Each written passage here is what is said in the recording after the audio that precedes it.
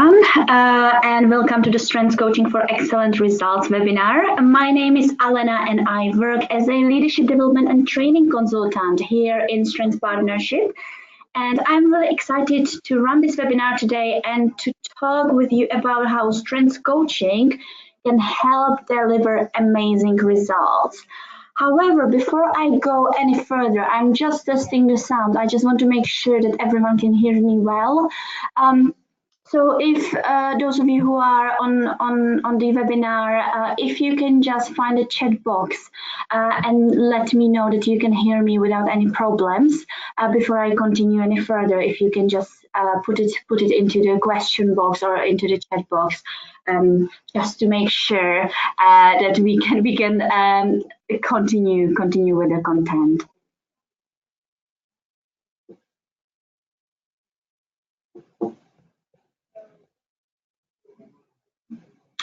Perfect, thank you. So I can see you can hear me all well. Amazing. So let's now have a chat about, well, what are we gonna cover today? So we will do a little bit of strengths recap because it's always good to have a little bit of recap on what we already know, but also for those of you who might be less familiar with strengths-based approach, I will cover the basics before going into the coaching tools. Because it does, just to connect the dots and create sense of why we are doing what we are doing. We will also talk about how strengths-based approach or strengths coaching actually differs from other traditional approaches and what tools we can use for effective strengths coaching to build coaching culture where employees are more solution focused, they are really engaged, motivated, and where they love their job. Today's webinar will be approximately around 30 minutes long, with obviously some time at the end to answer any questions. So as I go through, feel free to put any questions into the question box or into the chat box, and I will go through them at the end of the webinar and ensure I answer all of them. If you have got any other questions or if there's anything you want to discuss after today, just email info@strengthspartnership.com and we will be able to get back to you with more details or maybe arrange a call if you would like to. So what are strengths and what is Strengthscope? Because obviously how do we know what our strengths are? And when we talk about strengths in Strengths Partnership, we are talking about what energizes us and what we enjoy. So our definition of strengths is that strengths are underlying qualities that energize us and we are great at or have the potential to become great at. And this is really important because strengths in this sense are very different from competencies. So while strengths are things that we enjoy and we maybe are already doing really well, or we have good potential to do well, because imagine if you are at a graduate role, you will have strengths in specific areas, but if you haven't had a chance to develop relevant skills in those areas, you might not be great at those areas as yet. However, you will have potential to develop really, really fast. So if we do something that we enjoy, that energizes us, we can learn really quickly because we also put an extra effort into it because that's what we enjoy. And we can develop really great skills. And this is very different from competencies. While competencies are very important to consider, and while they're important to align to strengths, they differ from strengths. So if we think about, okay, so how do competencies differ? Well, imagine that your non-strengths, so something that you do not enjoy, might be detail orientation. And you are given a task to do that requires detail orientation. Let's say checking a report, and you might do it for an hour, and you might be actually good at it because that's something you have developed over the time. That's a skill that you have got. However, imagine if that's something you do not enjoy, if that is something that's your non-strength, people notice you're good at it and they give you a month of detail-oriented work because they will be like, oh, let's go to, let's say Nancy, she's really good at detail orientation. So I will just give her lots of detail orientation work. If it's person's non-strengths, then what happens is that they will probably not enjoy it. Their engagement will go down, their motivation will go down, their performance will go down. And so it is important to understand what people's strengths are and what our strengths are, and align it to the competencies and skills that we should do and we should have. Let's say with me, my strength is developing others, and I want to align it, and I'm aligning it to facilitation skills, training skills. So all of these aspects I need to develop because that's part of my job. That's what I do. But at the same time, it is my strength. So I love doing that. So this is the basic difference. Obviously, if we think about how do we measure strengths, we can measure it from our Strengthscope tool, which gives us a really good indication about what strengths are. Well, now that we have covered the basic strength definition and that we have talked about the strengths are aspects that energize us, that we enjoy, that really, gets us going, how does it actually differ from traditional approaches? So if you think about, other approaches to coaching, well, when we are comparing strengths-based approach to other traditional approaches, there are obviously lots of different approaches to coaching.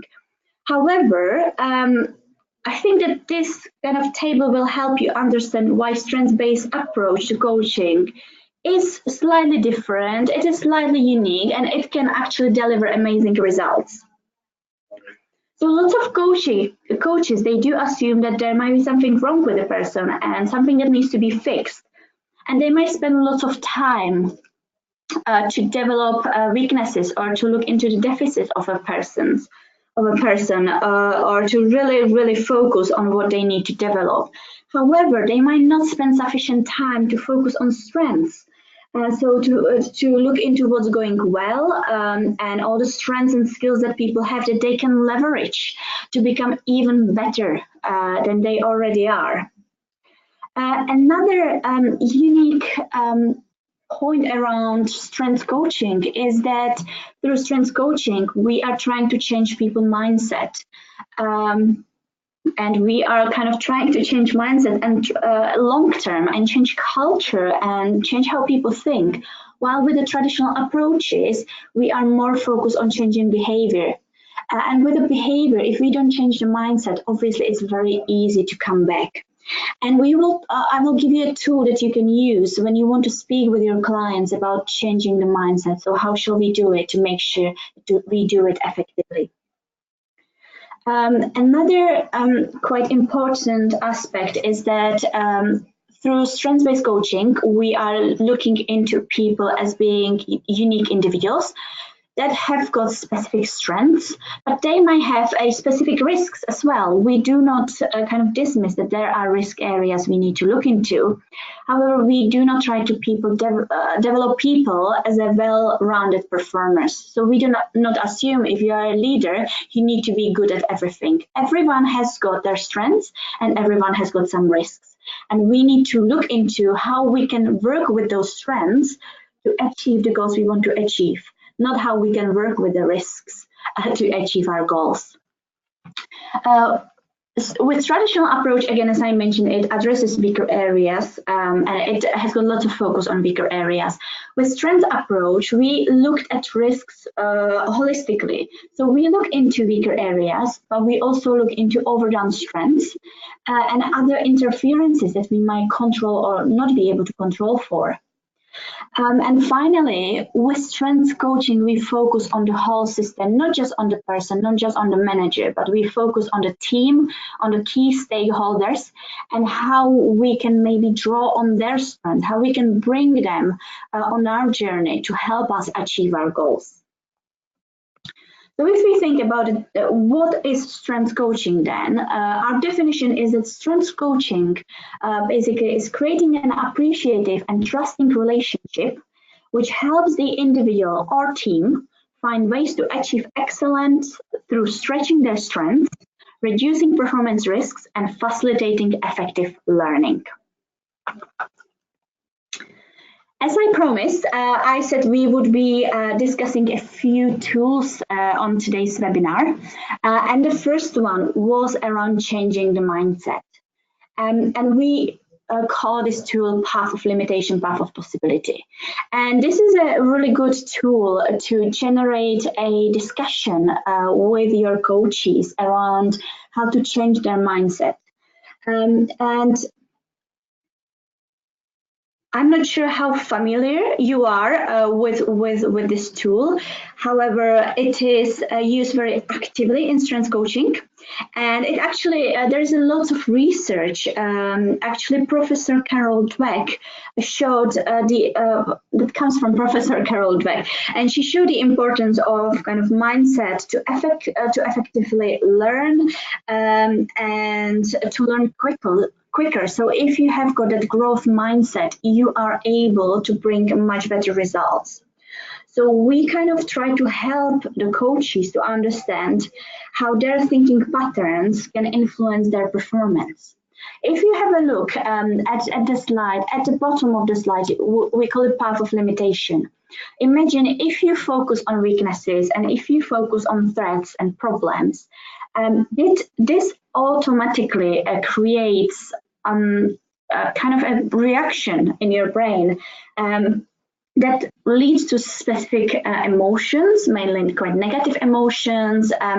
It kind of doesn't allow you to get creative either, and it might lead to a fear, feeling kind of being feeling really disengaged and demotivated, and being afraid to get on with the tasks. While if you have got the growth mindset, so if you are thinking about strengths, opportunities, and solutions, this takes you on much more positive journey. So it involves positive emotions, opening up of choices, so you will become more creative, which will lead to great results, and it will lead to engagement, motivation, and people will really be able to take higher risks in delivering the goals they want to deliver.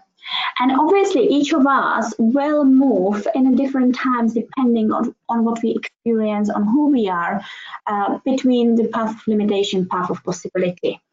And our role as a coaches is to actually train our coaches to move to path of possibility as much as possible so that they can really effectively achieve their goals. So it is about having that conversation and having the self-reflection about where we are with different goals, whether we are really focusing on the right things, whether we are focusing on strengths, opportunities, and on solutions. And if we are not, how can we change our mindset to do that? And more we practice, more often we change our mindset, easier it is for us to be at the top path.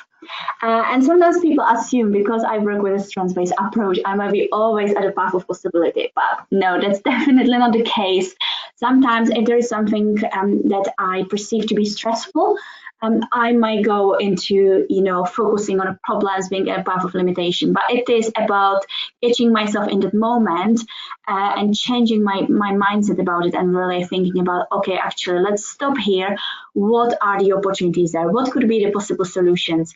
And it really actually works. It does brings you to onto different journey.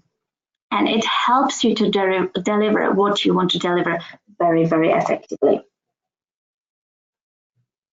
So this is one of the tools that we are using quite often during the coaching sessions. Another important aspect is that sometimes we get lots of assumptions, as I already mentioned, that because it is strengths-based approach, we might ignore weaknesses and only focus on strengths. However, this is not the case. Strengths approach can be so much more effective when we also focus on weaknesses. So not only that we are considering the growth mindset and only focusing on strengths, but we also recognize that everyone has got some risks, everyone has got some development areas, or everyone has got some strengths that they might be overdoing, which might create a negative impact on their performance or performance of others. And what we say is that you should consider or you should focus from 80% of time, focus on strengths to really develop the individual and to be able to stretch them further and to reach their potential to create peak performers. However, we need to consider what might be strengths in overdrive and what the impact of strengths in overdrive might be. Let's say if someone is really great at persuasiveness and it's their strengths, in some situation they might use it inappropriately, and then people might feel that others don't. People might feel that the person doesn't listen to them. So it is really important to consider whether there are strengths that go into overdrive and that maybe are impacting negatively our performance. Another aspect we look into are limiting weaknesses. So what are limiting weaknesses? Well, everyone has got development areas, everyone has got non-strengths. So if you think about what are your non-strengths, what are the aspects that you might not enjoy? Is it relationship building? Is it detail orientation? And if there are aspects that you don't enjoy, the question for you to ask is, do I need these in my job? And if the answer is yes, I need these in my job, then do I need to develop skills or do I already have skills in that area? If I need to develop skills, it is possible limiting weakness. So if we don't develop skills in that area that we do not particularly enjoy, what will happen is that it might limit where we are going with our performance, and it might really impact our performance and performance of others. So again, another thing that we should definitely spend some time with our coaches to explore. However, as I said, you want to spend more time optimizing and stretching strengths. Obviously, as a last thing, you have got interferences. So what are the interference?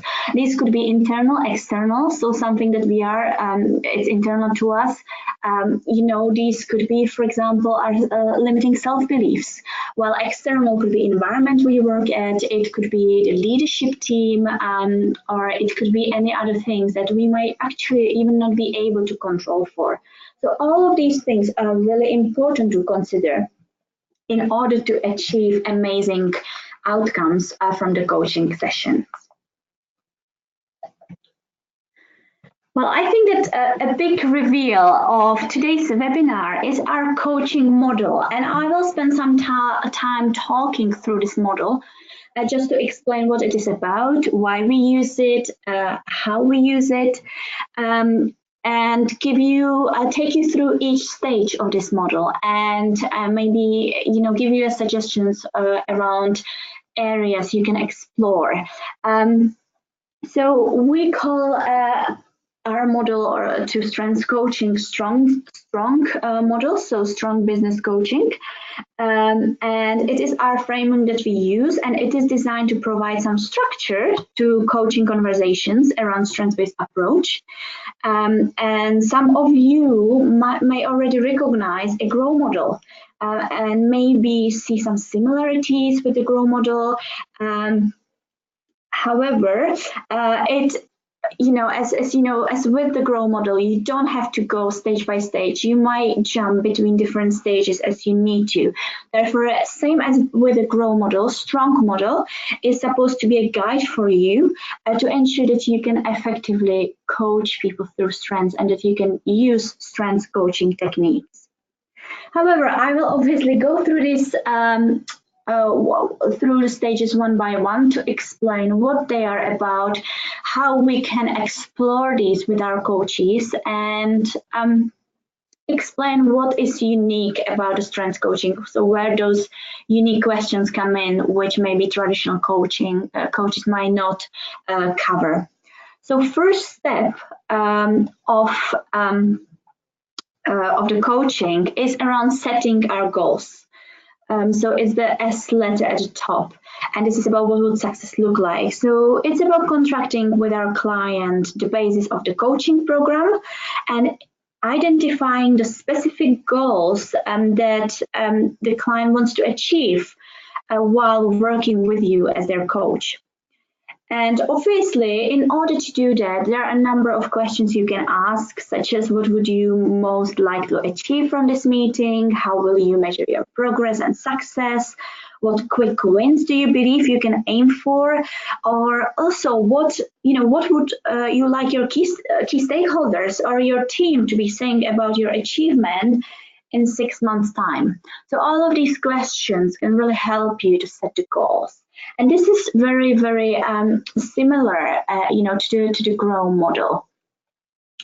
The next step is around translating this into strategies.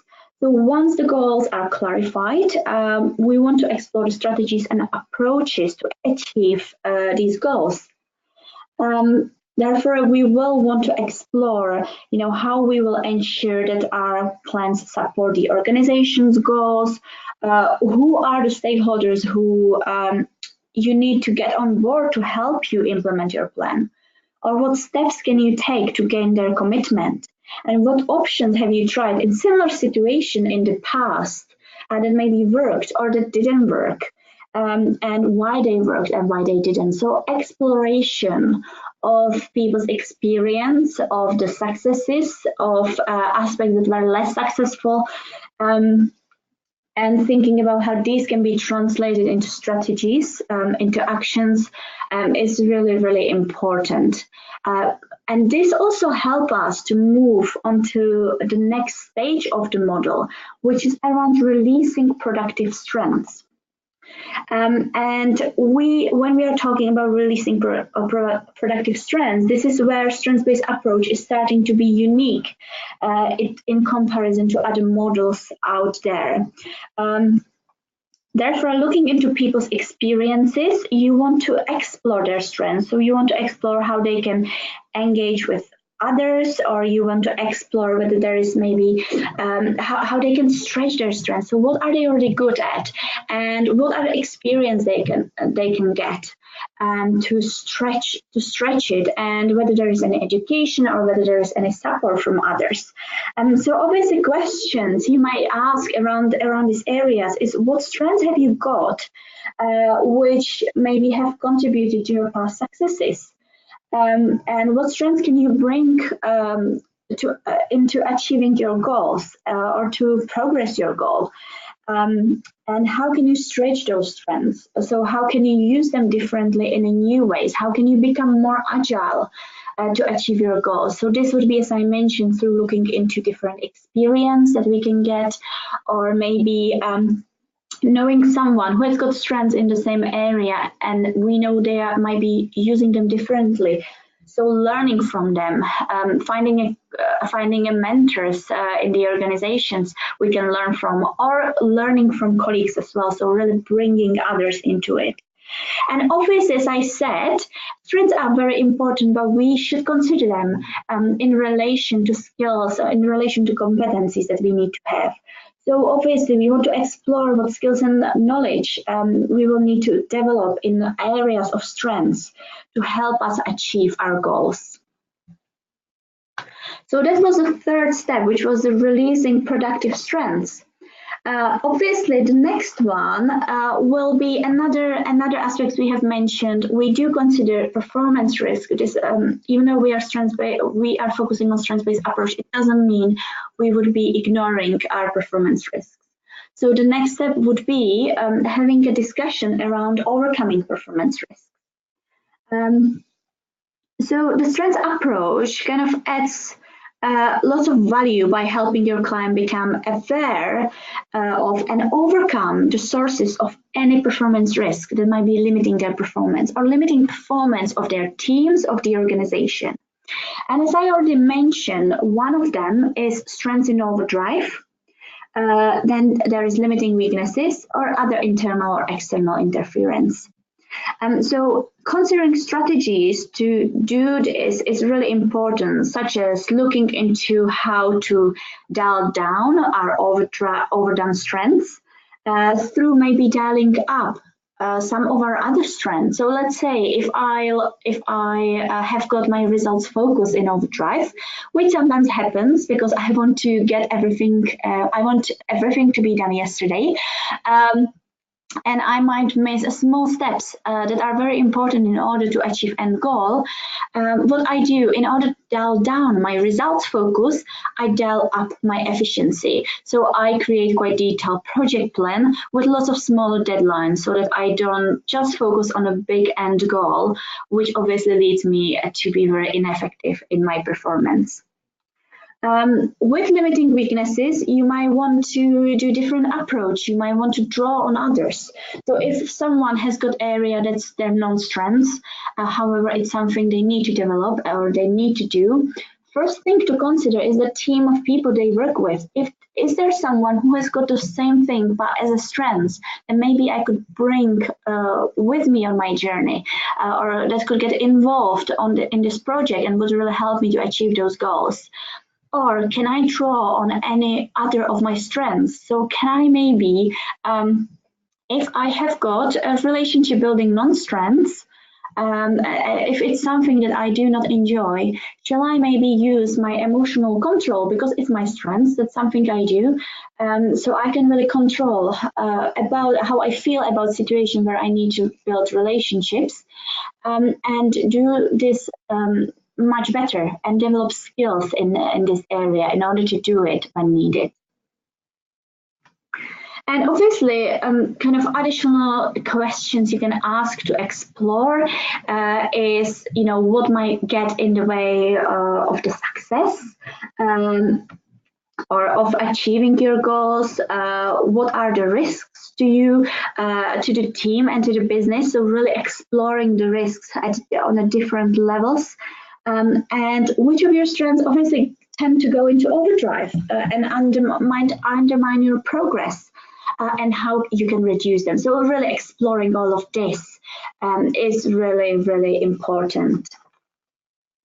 So after you have gone with your client through all of these steps, you obviously want to nurture progress. So you want to think about, you want to have that self-reflection activities, obviously for the coaches to self-reflect. And this might include conversations about shifts in people's assumptions, shifts in their mindsets, changes in their body language, maybe visible energy as well in how they behave, because if they're starting using their strengths, they will be enjoying what they're doing because they are bringing what they enjoy into their job. So obviously then kind of exploring with the coaches about what changes have arisen for them from the coaching sessions, from the discussions. Maybe what you can even go more creative with this stage and kind of ask what visual image might best describe how they're feeling at that moment, or maybe asking them to draw an image that might describe how they're feeling. And what kind of options that you have explored and different strategies, which of those are really, really energizing to them? Because obviously we want to go ahead with what people enjoy, what people will feel energized by, rather than with what people just need to develop, but they really, really don't enjoy that. Because if they enjoy it and if we choose that option and that strategy to achieve the goal, they will get there so much faster. Once we have talked about the progress and we have kind of self-reflected, obviously at the end you will want to get commitment. So you will want the coachee to commit to specific actions, to a specific goals, and to the next steps, and ensure that they really do their homeworks and that they kind of have got that continual and visible progress. So obviously, kind of you can always ask them to, every time, very important aspect, ask them to summarize what has come out of the session. So what are the next steps? What are the main actions? but also maybe putting some time frame into it. What they want to do in the next, what they will do in the next 30 days, or give you specific dates by which they will be able to action different aspects to ensure they move towards the goal as soon as possible. Well, we have come to the end of the webinar, and just to really summarize what we have talked about, and put this into benefits of strengths coaching. So firstly, we have talked about strengths coaching building a solutions focus and peak performing culture. So really looking into people's potential and allowing people to achieve their peak performance through focusing on their strengths. Obviously, if we focus on strengths, so if we do strengths coaching, there is lots of motivation and lots of engagement that you get from your coachees. It also improves the speed of learning, so people learn really, really quickly. But at the same time, it reduces them being defensive. So if we talk about strengths in overdrive, it's so much better language to talk about overdone strengths rather than to tell a person, oh, you're not good at this because you never listen to people. Actually, they can be great at it. They have good persuasiveness strengths. They're just using it too much or incorrectly or matching it in the wrong way to the specific situations. Through strengths coaching, we can develop diverse teams. So looking at the cognitive diversity, we can really put teams together based on their strengths, based on what they enjoy. And through this, we can create diverse teams that will work really well together, where each person can bring in their strengths. And through this, obviously, this will improve relationships and teamworks. And it will boost their resilience, because if you work within the area that you're energized by, this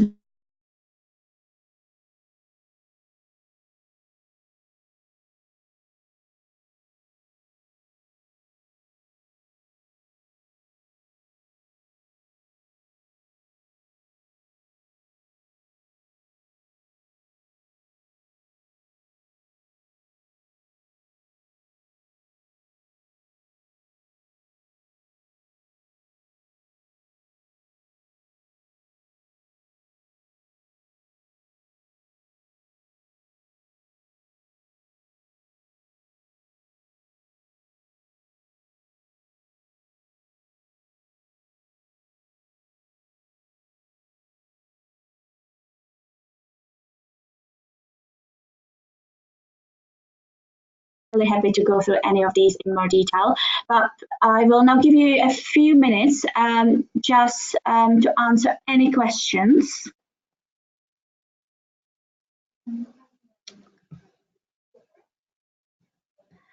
All right, I apologize for that. I can see a few people messaging they couldn't hear. I could see the line got a little bit disconnected at the end. Basically, it was on, let me go back the slide. It was on this slide, the line got quickly disconnected. It was just a summary of the session. So really summarizing what we have discussed today. So really apologies for any technical difficulties. I can see someone said, I miss what G stands for in a strong. Yeah, definitely. So G is for basically getting commitment from people. So that's the summary of the session. So how can you summarize the session? How can you get commitment from people? So it's about setting, getting those actions done. So that's the last G, that's the set commitment. And it's about what actions can you take to move you closer to the success, to move you closer to the goal. Okay, I'm just looking any other questions. I'm not sure if people can hear me back now, hopefully so. As I said, there will be, do email me if needed, because if there's anything you couldn't hear or anything you missed, please do email me. I will be more than happy to do a quick recap for you.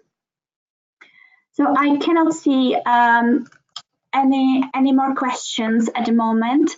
Actually, one more, whether you will be provided with the slides for the webinar. So we will be sending a follow-up email from the webinar. So I think we should be able to provide the slides in a PDF version, but let me double check that for you. But there will be definitely a follow-up email from our marketing team. So watch out for that one.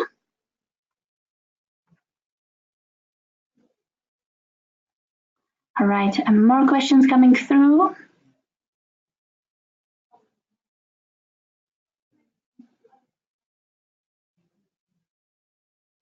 All right, another question. Around basically, can you elaborate more on the interference aspect? Yes, definitely. So obviously, when we do a coaching session, there might be a number of interference that we can or can't control for, that we should also explore that might be preventing people from achieving their goals.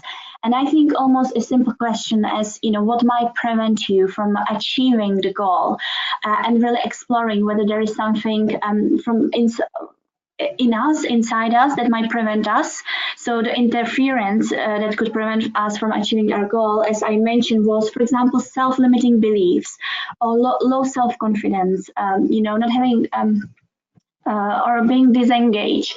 All of these kind of feelings we have got, negative feelings, or being not being at the growth mindset, but being really at path of limitation that we mentioned at the beginning.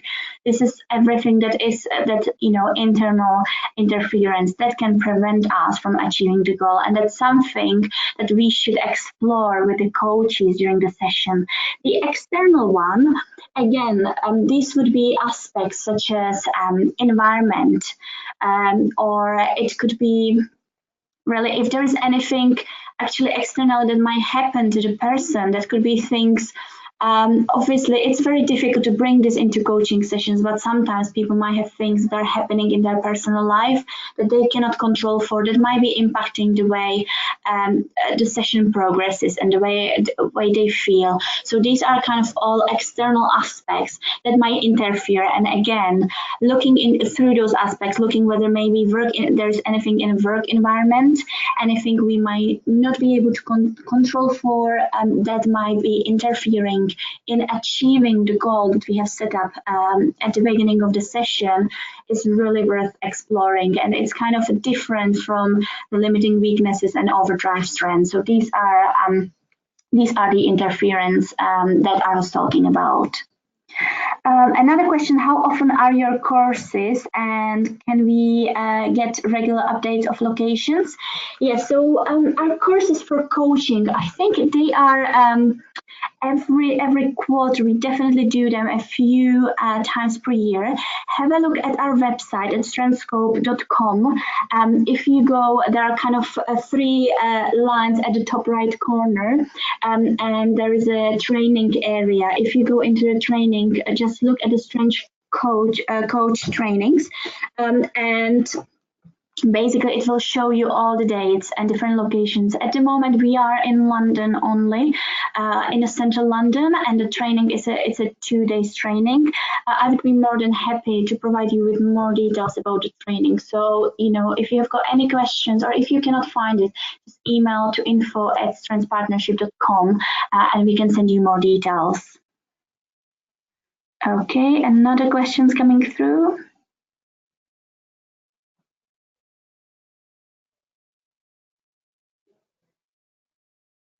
Okay, so another question, which stage of the strong model do you find takes more time during coaching compared to other stages? Well, I would say it really depends, to be honest. Imagine you might have a coaching session with a client and you want to set a goal. You might have a client who already knows goal. The goal is very specific. It's very measurable. And you might not need a whole session to set the goal. It might happen really quickly, and you can move through the next stages. However, you might have a client where you might want to spend at least 2 coaching sessions to setting up the right goal. and really exploring what the right goal is, especially if their end goal might be quite big. You might to really split it in a smaller actionable goals that they need to first complete before being able to achieve what they want to achieve long term. So it really depends. Maybe getting commitment might be slightly shorter because that's the summarizing it, that's deciding on the actions. However, it's very unique to each individual, to each coaching sessions. Sometimes what I say, people want to spend lots of time on performance risks, on their weaknesses, just because that's the traditional approach they're used to. And that's something they're used to doing. And that's something that they feel is most important. So again, it's up to you as a coaches to switch their mindset into the growth mindset and make them understand that it's actually important to spend more time on strengths and stretching those strengths and bringing them into our work to achieve our goals rather than just focusing on weaknesses. So definitely you want to spend more time on the strengths area than on the performance risks.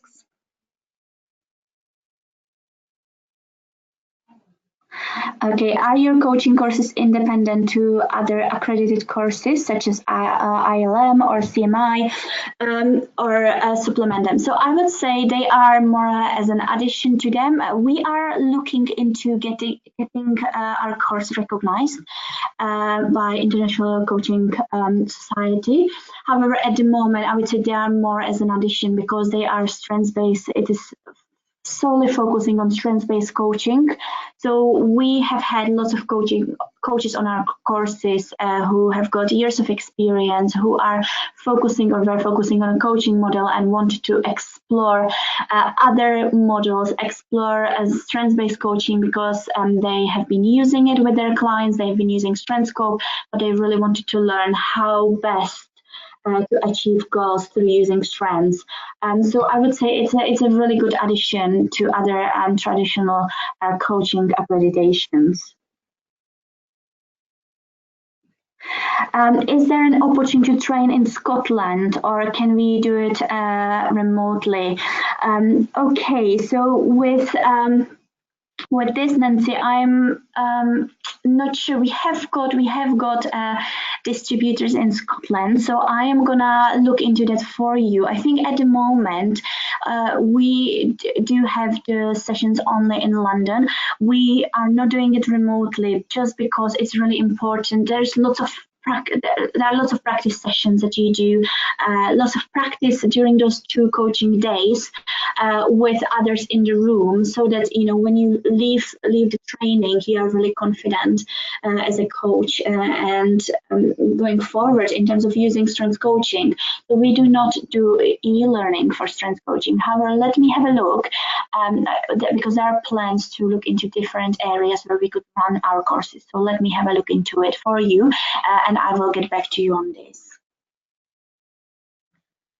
All right, any other questions? I'm just gonna quickly look. I hope I didn't miss anything else. All right, I think I have covered everything. As I mentioned, watch out for the follow-up emails with more details. And any questions, please do get in touch. Feel free to give us a call as well. We would be more than happy to chat with you in more detail. And I hope you found today's session valuable, that you enjoyed the webinar. And I hope that you will join our next webinars. So keep an eye on our website because there are definitely quite a few coming up on different topics. And have a lovely rest of the day. Thank you. Bye.